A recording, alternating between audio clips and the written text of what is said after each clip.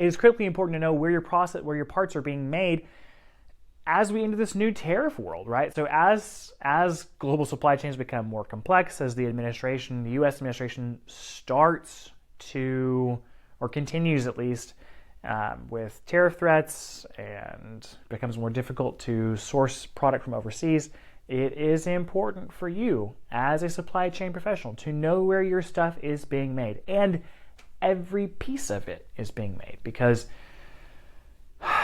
maybe they get tariffed, and maybe that comes across in your final your finished goods price. Who knows? But you should be aware of where your items are actually being made. Ooh! All right, everyone, welcome back. It is a crisp morning here in Dallas, Texas, where I happen to be. It is like 55 degrees outside. I have had my pumpkin spice latte, so I am adequately fueled for today's discussions. I thought it was going to be a simple and easy week with relatively low information, low news, especially as it pertains to the supply chain. And then AWS went out, and we're going to talk about it. Because how could you not? It's such a big deal. But before we get into that, welcome back to Low Budget Logistics, your logistics and supply chain explainer. We're going to talk about news stories here at the end of the show, so stay tuned for that. Let's advance the slide, though. Oh, hey! Subscribe. I am so bad about saying that, but subscribe to the channel if you like what you see here. You clicked on the video, so subscribe. Yeah. Thanks, Leo. Appreciate it. Let's get to our first story. Again, Leo, I was on quite the Leo kick today. But you know what? What he's doing there is walking, right? So this morning I was on a walk. I walked for about 30 minutes, getting my steps in.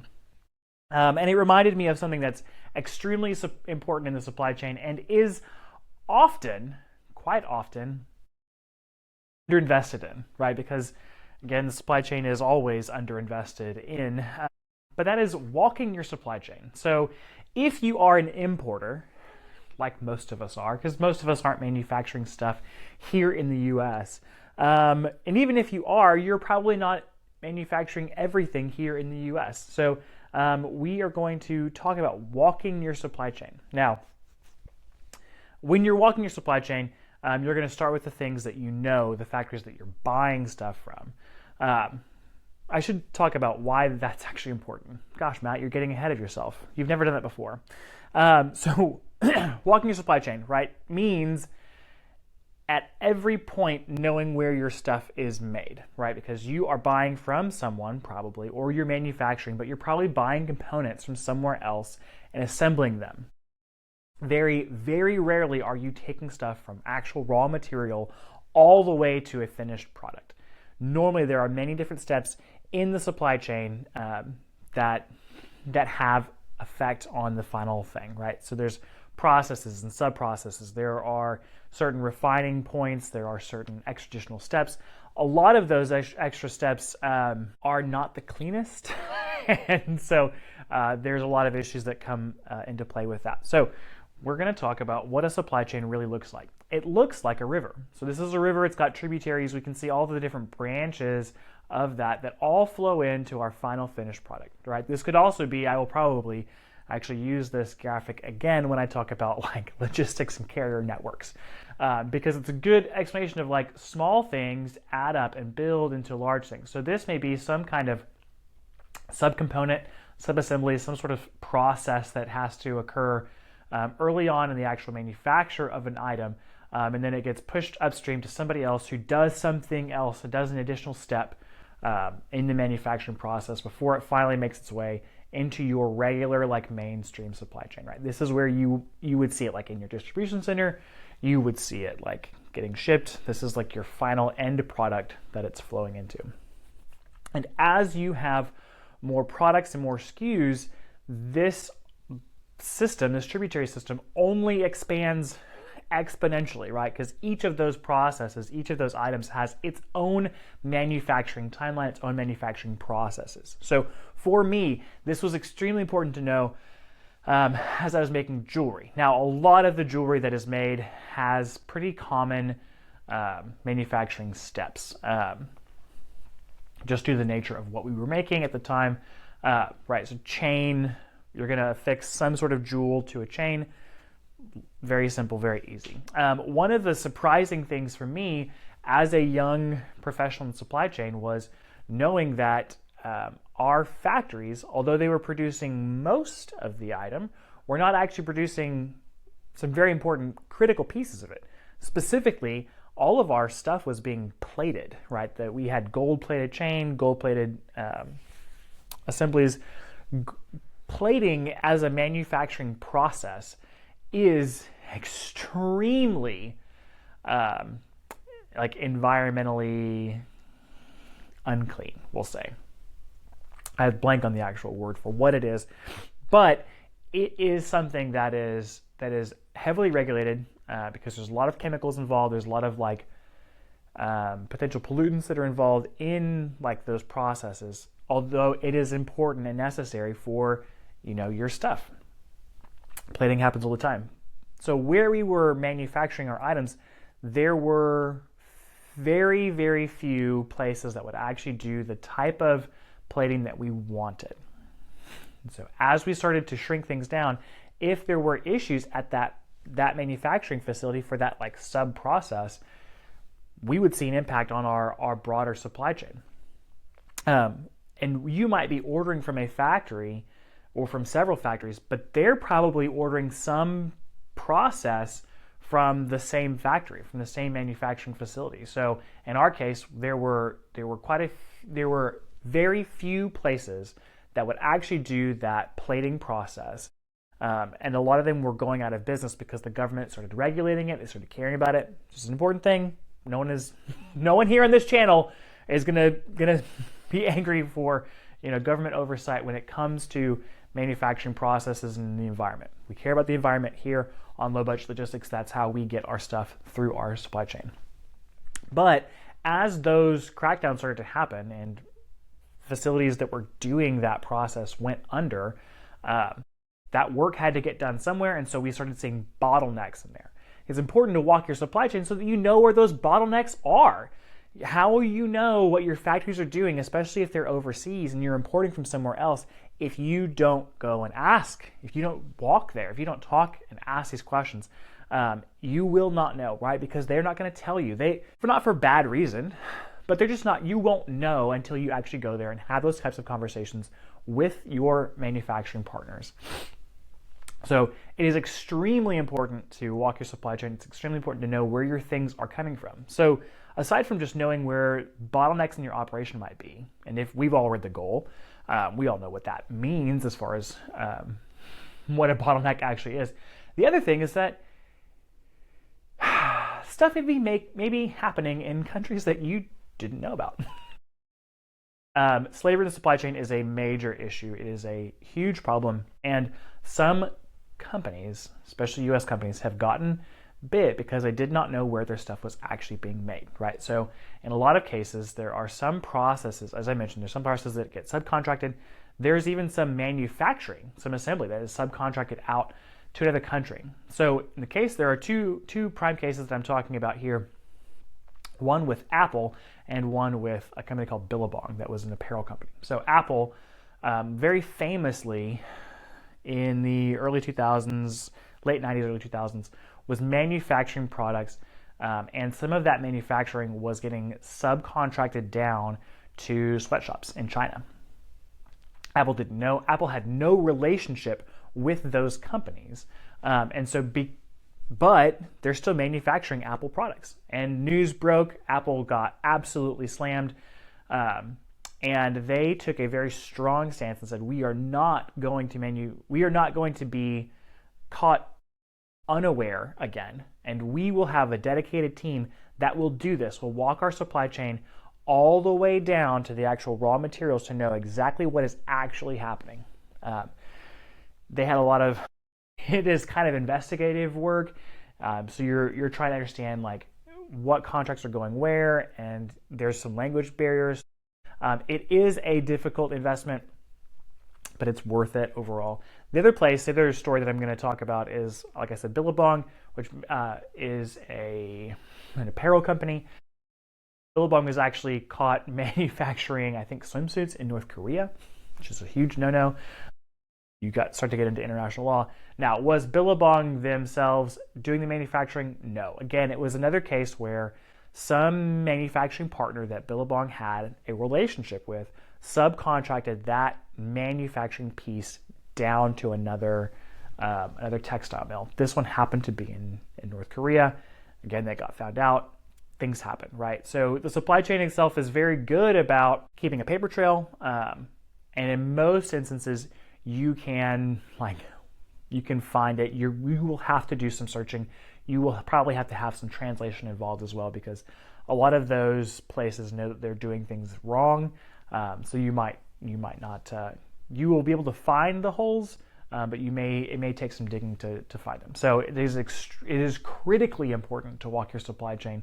And again, a thing that is underinvested in, although overall the supply chain itself is underinvested in, but it is important, right? Especially as we get, now the reason why it's important now, aside from slave labor, which still happens in China, aside from that, it is critically important to know where your parts are being made as we enter this new tariff world, right? So as global supply chains become more complex, as the U.S. administration starts to, or continues at least, with tariff threats and becomes more difficult to source product from overseas, it is important for you as a supply chain professional to know where your stuff is being made, and every piece of it is being made, because maybe they get tariffed, and maybe that comes across in your final your finished goods price. Who knows? But you should be aware of where your items are actually being made, right? This is a thing that I even very recently have had conversations with manufacturers of like, hey, I know that for us, it was an apparel company. They were screen printing in the US, but the question was, well, where's your stuff actually being made? Where are the blanks being made? Not this particular t-shirt, although I know exactly where this particular t-shirt was made and screen printed, because those are two very different steps. But I was asking him, like, hey, where's this stuff coming from? Because if it's coming from China, in the case of like tariffs and like nothing moving, it was important to me, especially as I had my own deadlines to hit here domestically. I had sales that I had to meet. And so I was asking manufacturers and having conversations that I wouldn't normally have because it would affect me and it would affect the company's performance. So if you do not know where your stuff is being made, all the way down, all the way up here to the very end branches, you are putting yourself in a bad position. So at least have the conversations, have your manufacturing partners have conversations with their actual factories to know every step of their own process, where there might be subcontracting, sub-processes that happen that get shipped out and then returned. It is just critically important to know, does it pay dividends? No. You will probably not see any kind of like actual financial gain from this investment. However, most of the supply chain, you're not going to necessarily see those kinds of like financial gains, but it will keep your operation running smoothly. And this is what the goal of supply chain is: nice, smooth, and steady flow, right? From all the way up here, all the way down through the entire chain. All of that you want to be extremely smooth. So that's my tirade on that. I will get off of my soapbox for investment, and we're going to talk about some fantastic partners. We're going to talk about Parabola. They are wonderful at helping keeping things smooth, right? As we discussed, they help smooth out the wrinkles in your supply chain. So Parabola, turning manual processes into AI-powered automations. AI, it's the big buzzword of the world. This is fantastic. Parabola is wonderful. So what Parabola does is automates the like boring and annoying stuff that you it is, as I like to call them, they are the grease in your gears to make everything run smoother. So we probably all have big, heavily invested software suites. They provide you with reports, and you're probably manipulating those reports on some regular basis, right? Why would you have a human monkey doing that? Just have Parabola automate it. Build it once and let Parabola run, right? So you will find, again, efficiencies in your operation if you start using Parabola. They are also fantastic and wonderful human beings.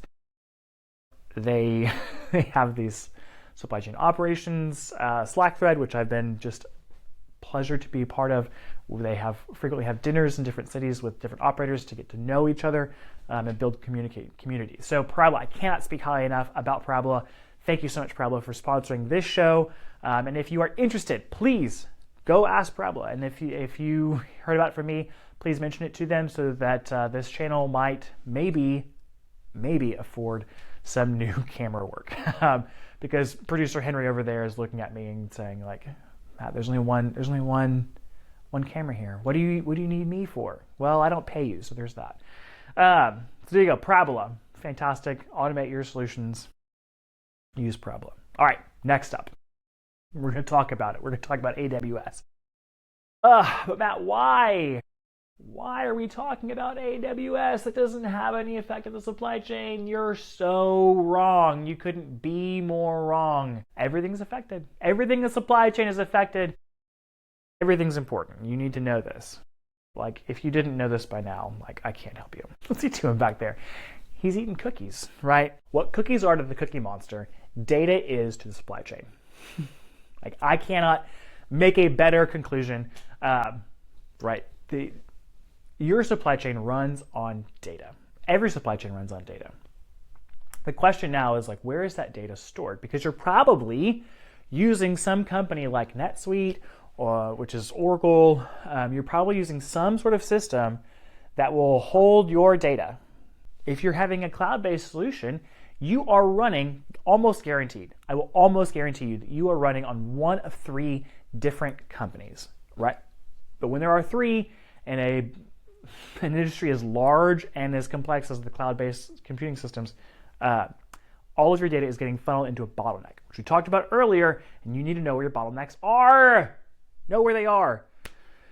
So you're probably running on one of three different cloud-based systems. You're either running on Amazon Web Services, AWS, Microsoft Azure, or Google Cloud. Again, in some cases, you're probably running across both, or at least multiples of them. So if you have an outage in one, you might see some impact across different systems in your supply chain. So what happened earlier this week? Well, AWS went down, specifically one of their larger nodes on the East Coast.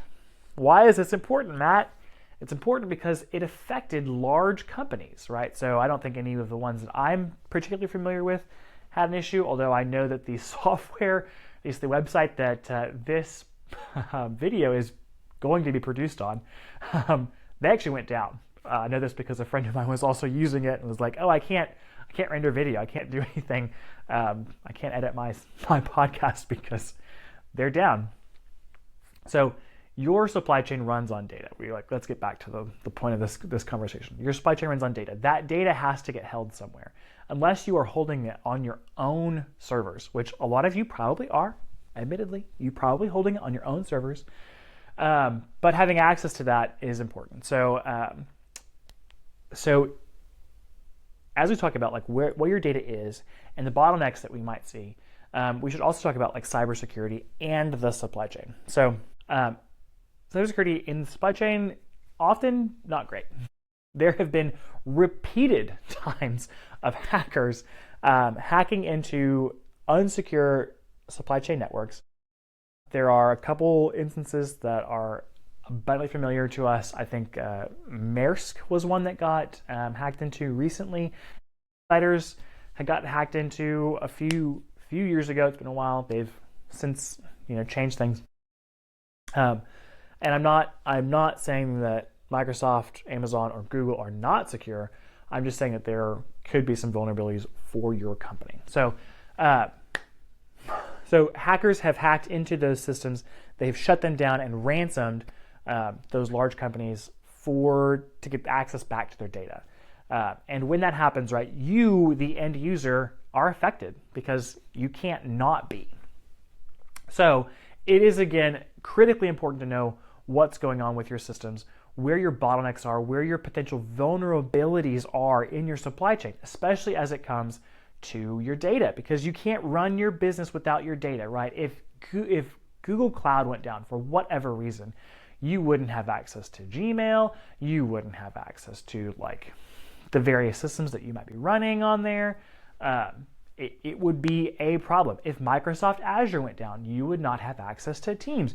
You would not have access to whatever other systems are running on that kind of base layer foundation. So you need to know where they are.